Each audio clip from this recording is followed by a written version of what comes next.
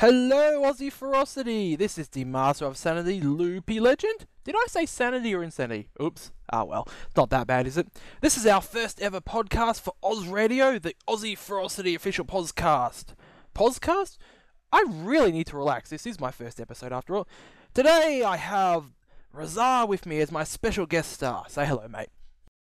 Howdy, Loopy. Hello, everyone.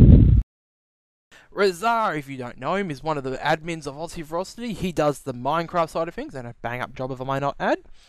And he's currently volunteered to be my first guinea pig. Scratch that, sorry. Guest star for this show.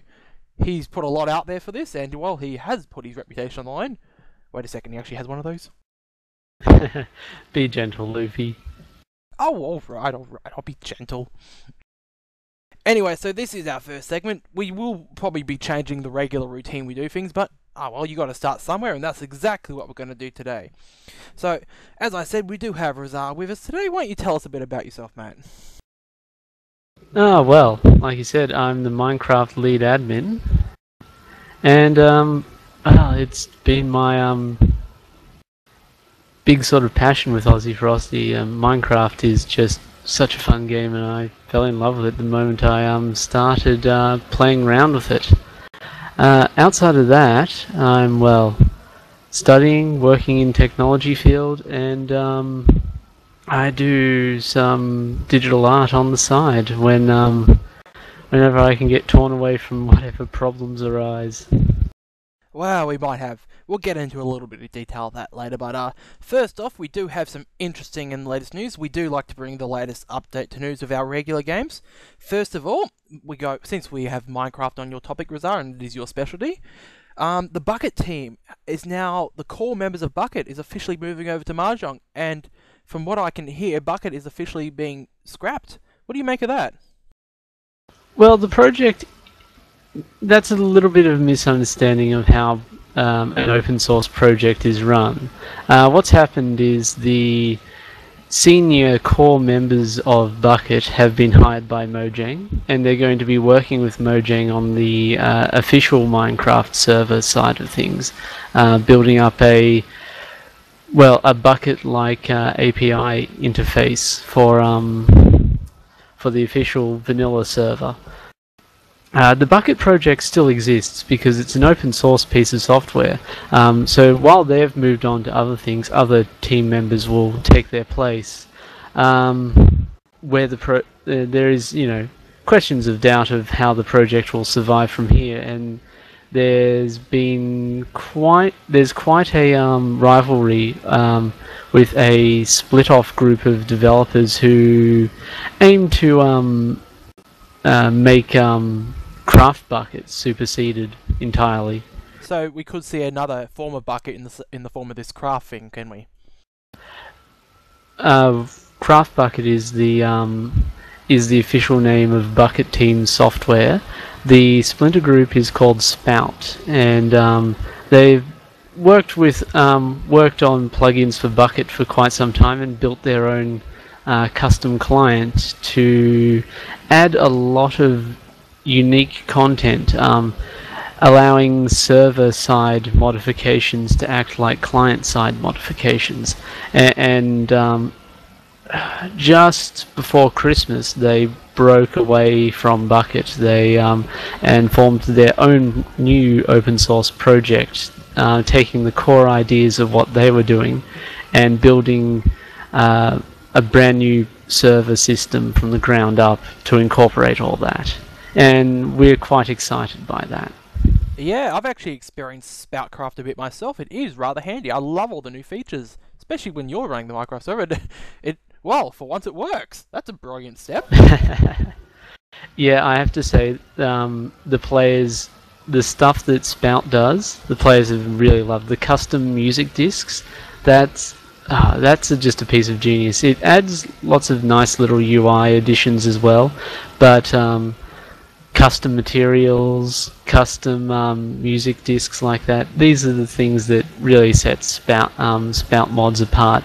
And once they have their own system and APIs that are uniquely theirs and are consistent, and you don't have to learn, 3 different systems to make things work. Thank goodness for that. I think we'll see a lot of really interesting stuff coming from the plugin developers side, and one of the best parts is the Spout team are taking their approach to working with and superseding Bukkit very intelligently. They're going to make their software all backwards compatible with Bukkit's API.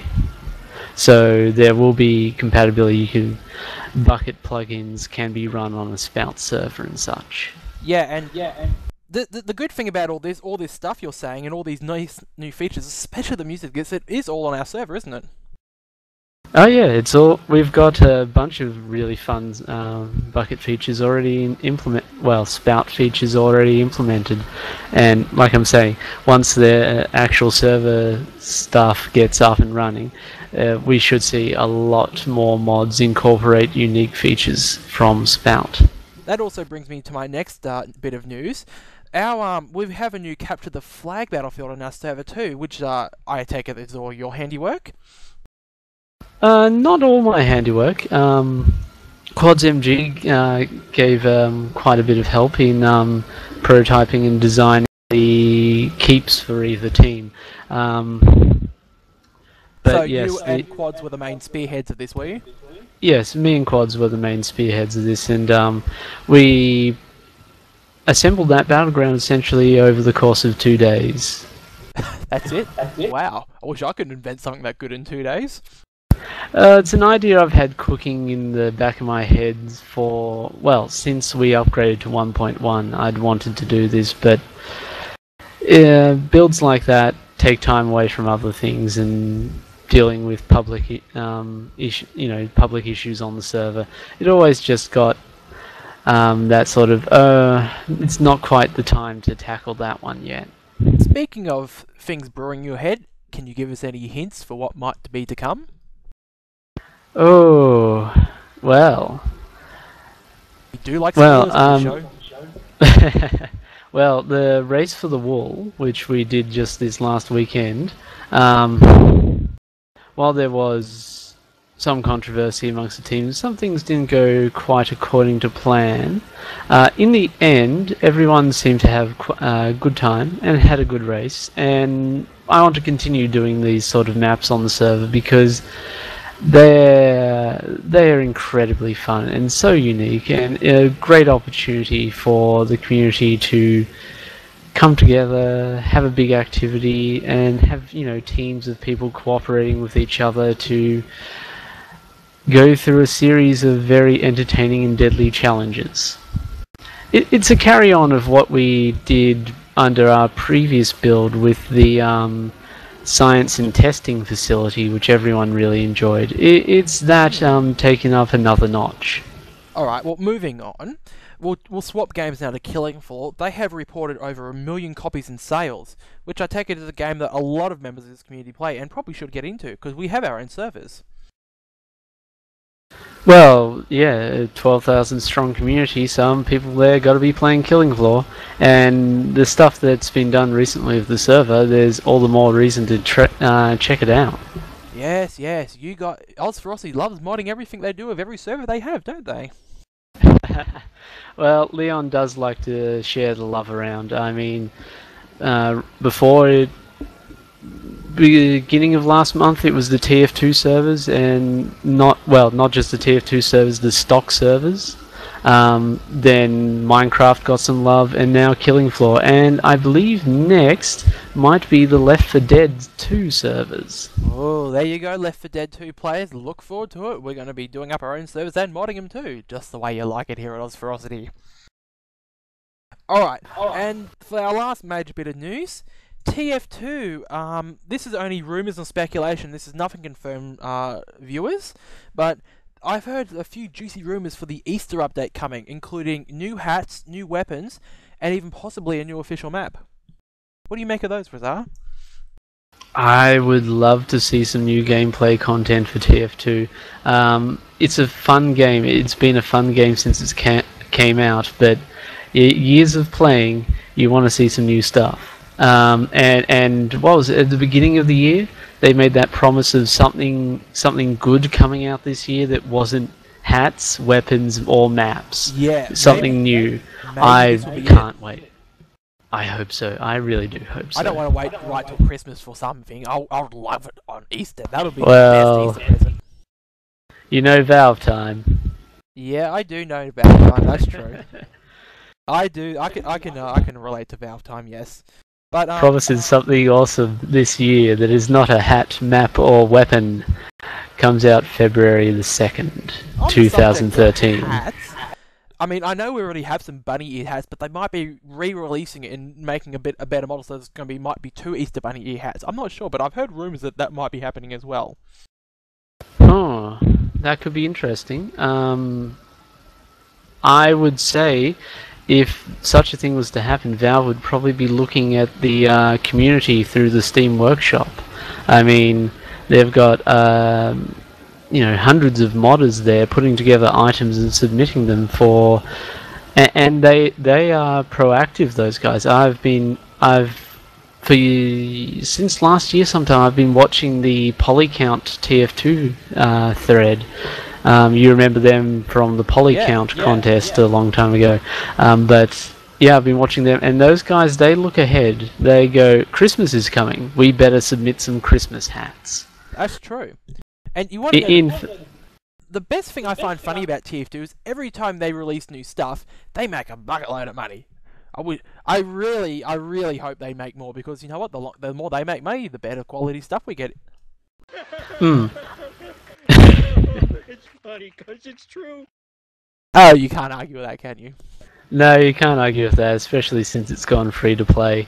But I also love that the Steam Workshop is, giving a percentage to the designers of the items. Oh, that is true. It's a brilliant. Like, they even have those stamps you can buy for people that make maps. That way you can support the people that actually make the maps. That's a really ingenious idea. Valve has always been about the community. Yeah, that's what they do so well. Anyway, I'd like to think so, but it's also the games. It's time to move on with our community, and we now come to the session where I get to ask heaps of really, really embarrassing questions to Razar. And no, I am not a crook. What, you didn't take him? You're admitting it already? Oh, that's it. It's all Razar's fault. If you've lost something in the last week, blame Razar. It's all his fault. He just fessed up. Anyway, you did tell us a little bit about yourself, Razar, but one thing I would really love to know, and I expect some of our viewers, how did you first get into Aussie Ferocity?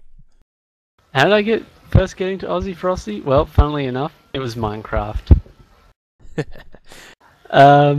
Basically, after a point of time of playing Minecraft single player and, building creative things and plundering mines, you get to a point where you just go, I need some friends in here. And I went looking for a multiplayer server to play on. And I recall the Aussie Ferocity community from seeing their TF2 servers in the server list. At that point, I don't think I'd actually played on an OzFer server. But yeah, I went looking at their webpage to see if they had a Minecraft server, just randomly. And there it was. There was the IP.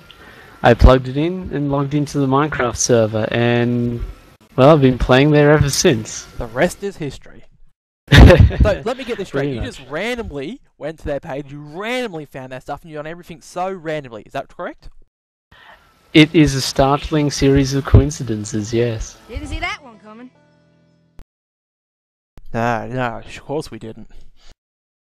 Yeah, I still look back at that and think, wow, what if I'd gone to some other server? But yeah, no, it's been a hell of a ride.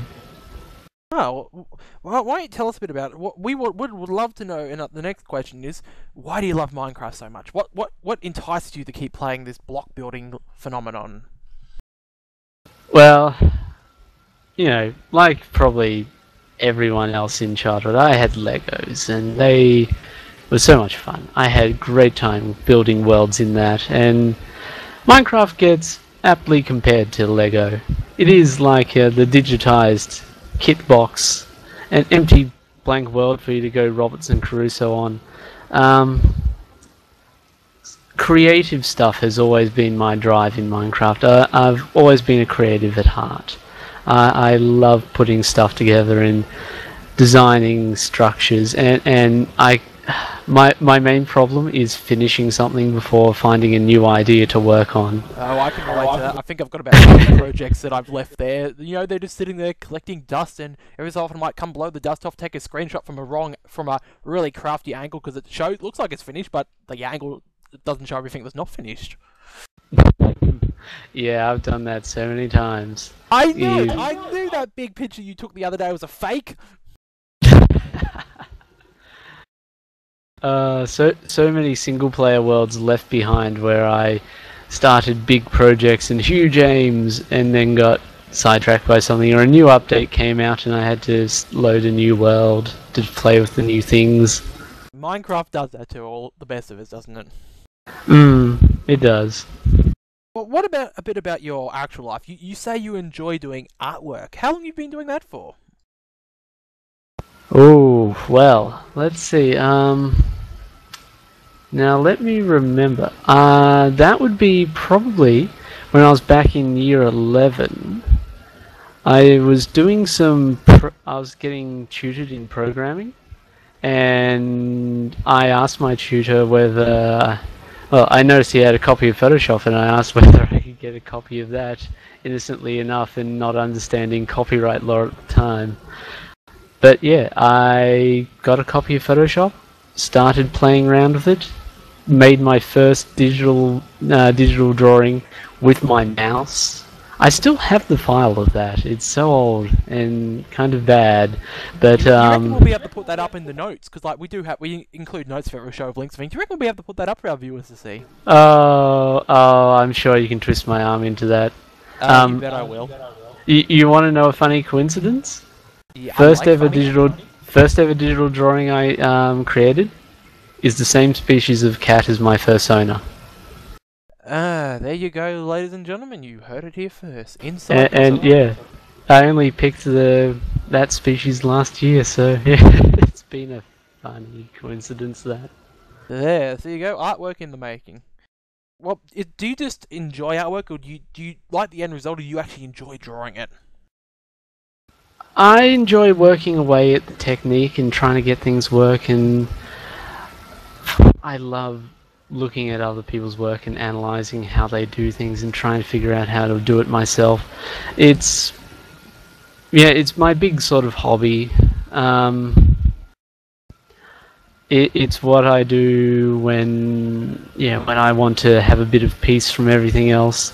And I have to say I've been really having a good time this last year with it, with the Ozfur community. Well, that's wonderful. Yeah, before I got with the Ozfur community and started drawing with them, I've been going through a bit of an art funk. Hadn't really touched much for a while. Well, I've also found some of your artwork on the forums, which I will leave in the notes for anyone who wishes to have a look at Razar's wonderful work. You should check it out. He's a half-decent artist. Thank you. I wish I was better though. You always look at no matter how good you get, you're always looking at looking over the horizon. Goalposts always shift. Oh, I can relate to that. Damn you, John Laws.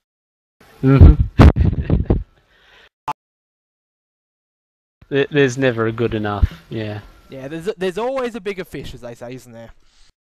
Oh, there always is. There always is. Alright, now, while we're here, I do have to ask Now, all our guest viewers will get asked a few regular questions, so first up, what's your favourite game? Ooh, that is a tricky one. Are we going to preface that with of all time or currently playing?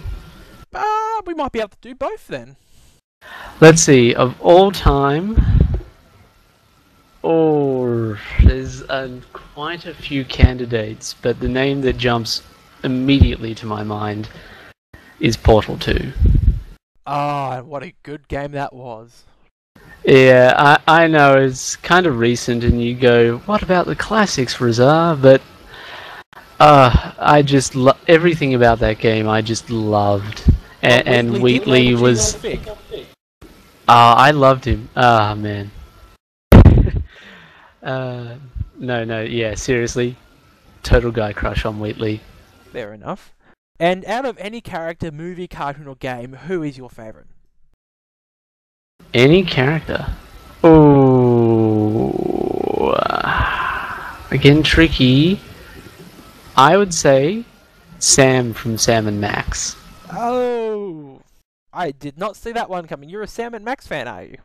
Oh yeah, I love their games. I love the old ones. I really love the new ones as well. I just love the banter. Those characters are hilarious. They are indeed. It's actually a show I don't mind, and I would recommend to anyone who loves a good laugh. I would recommend that indeed. And my final question, what is your favourite cartoon? Is it Sam and Max?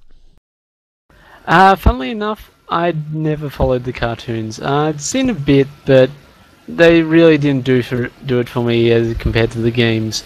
Favorite cartoon? Let me think. There's quite a long list of those, particularly if we just go the whole cartoon style animation, then, you know, anime gets lumped in there too, and that's a whole nother kettle of fish. Oh, that is, yes.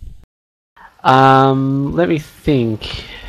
I would call it probably a draw between the Ghost in the Shell series and Avatar: The Last Airbender.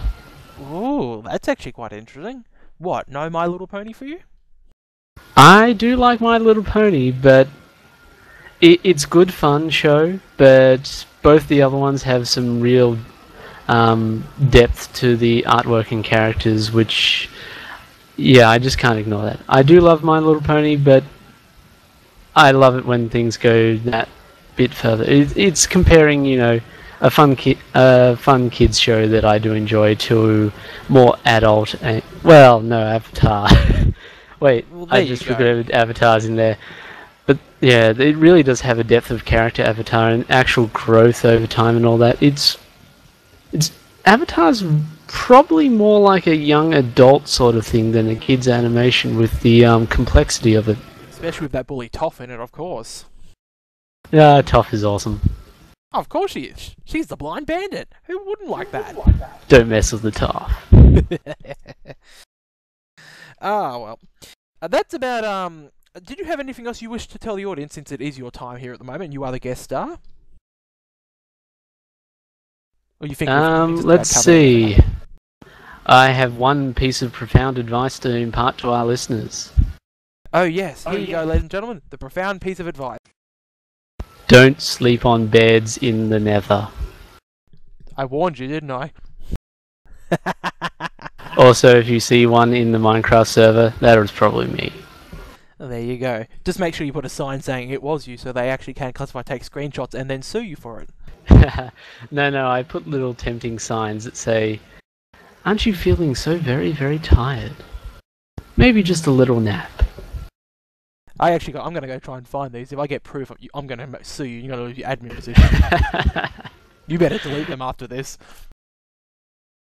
Anyway, this normally would be the time where I read out emails, but because this is our first episode, we don't got any emails. I could make some up, but that wouldn't be nice to you viewers. I'm an honest guy. So if you would like to email me, the email will be in the Google Documents description, but you can get me at ozradio@aussieferocity.net. If you wish to email me anything, we do our best to read all emails we can, depending on how many we get.